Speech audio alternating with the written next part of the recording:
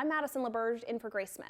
And I'm Anna Weeks. The statewide staff vaccine mandate for all K-12 educators, staff, and volunteers went into effect last week. Yeah, tonight we're learning more about what the school day looks like for those exempt staff members still on campus. And while districts are for the most part increasing safety protocols, the Ashland School District is taking a different approach.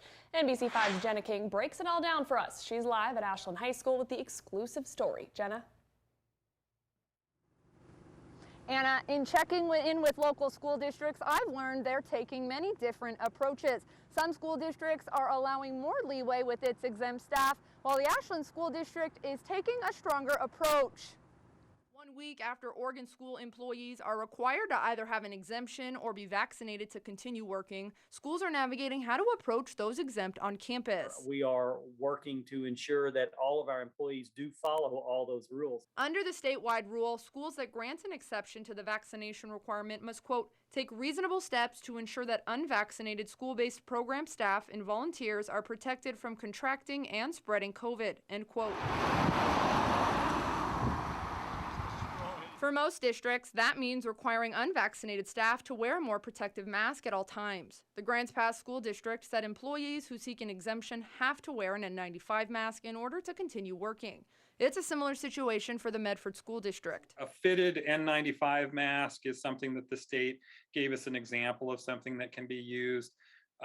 KN95 is very similar to an N95 mask. We've seen some of those put into place. Double masking, a mask with a shield if you're working directly with students. The Central Point School District says it initially asked unvaccinated staff to wear an N95 mask. Superintendent Walt Davenport says that was met with concern because it would, in effect, identify who wasn't vaccinated. So we went through and looked at the requirements for masking at CDC and OHA, combined that language, come up with the guidance that fits having an extra layer of protection by having that mask better fitted than compared to just those typical surgical masks. In other cases, it means more social distancing during lunch or regular COVID testing provided by the school. A spokesperson for the Phoenix Talent School District tells us eating and drinking will not take place in a shared place or room. We have an accommodations list that we've gone through, obviously ensuring the social distancing, the double masking, being very cognizant of, we know that mealtime is in a risk of exposure. And so being really cognizant of where,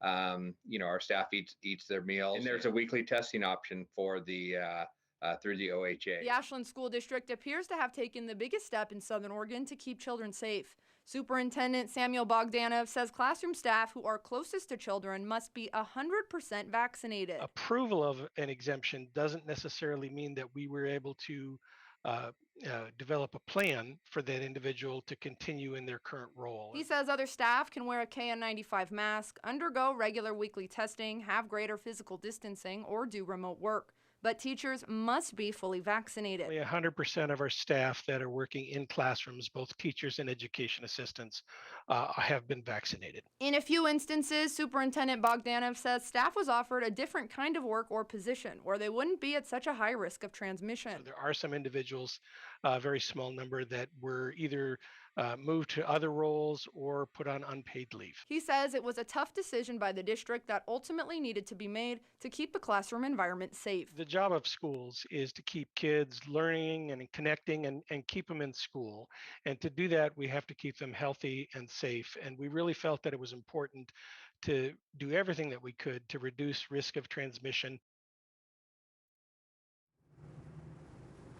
Moving forward, school districts continue to navigate the transition while working to create a safe environment for children. Live in Ashland, Jenna King, NBC5 News.